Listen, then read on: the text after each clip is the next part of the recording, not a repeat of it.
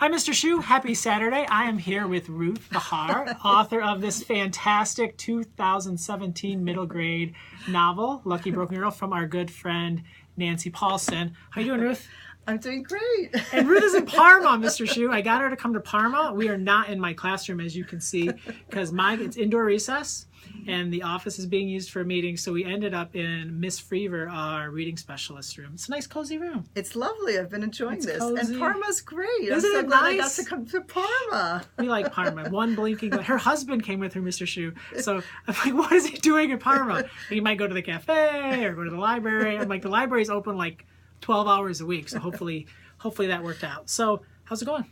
It's great. I love it. Yeah, it's been great to talk to you. And you just finished teaching? Just finished teaching. Finished teaching. Everybody, was it fun? Yeah. Good group of kids? I love my students like at how, Michigan. like what grade do you teach? Like freshmen, sophomores, a mixture? What It's a mixture. I get not so many freshmen, but a sophomore to senior. Okay.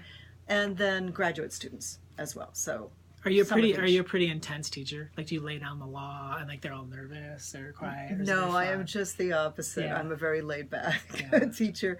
I try to create a really fun atmosphere in class, very relaxed, where everybody can talk. Because I was a very quiet student myself, so I like to create an atmosphere where everybody feels comfortable and can speak up.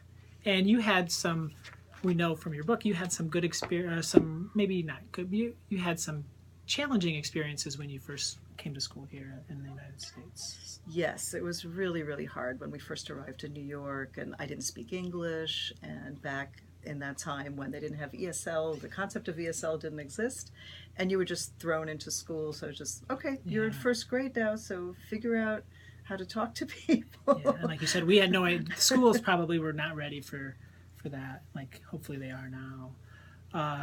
Do you still speak like fluent Spanish?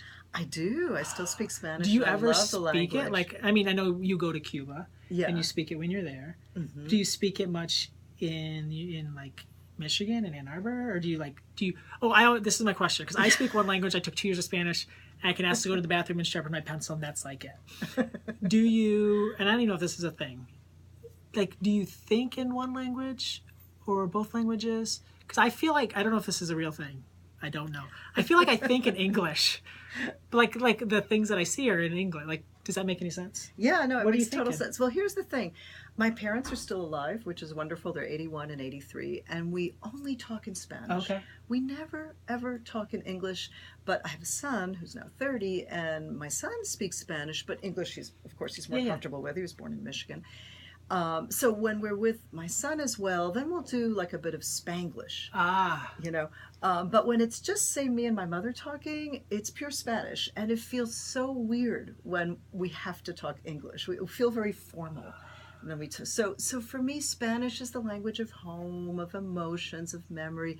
And then English is like the language of kind of like of getting places, you know. It's kind of the language of moving forward, you know, things like that. So I think in my mind I kind of keep the 2 languages a bit separate, but I love to read in Spanish, and any time that I'm around somebody who might be a Spanish speaker, wherever that is, San Antonio, Texas, or Miami, or New York, it's great to kind of just move into Spanish, and then you get this whole other kind of sense of closeness to that person when you could do the code switch, and then they look at you and they go, oh, is she a Spanish speaker or not? And then you start talking, bueno, sí, ¿qué tal? Oh, wow, she speaks Spanish. And then it's like you get this whole other like level of connection with that person. So I love that, and it's just really an accident of birth that I have the 2 languages. But we were fortunate, my brother and I, that my parents always spoke Spanish at home, so we never lost the Spanish. And then I always loved the language, so I studied it in high school and then in college. Oh, you probably got really good grades in Spanish in high school. Not too bad. Oh, yeah. Seriously. Jeez, that'd be like me taking a college football class in high school. Mr. Shu, you were right. Ruth is awesome. You told me I was going to have fun with this interview. I did. Mr. Shu, have a great day. Happy reading.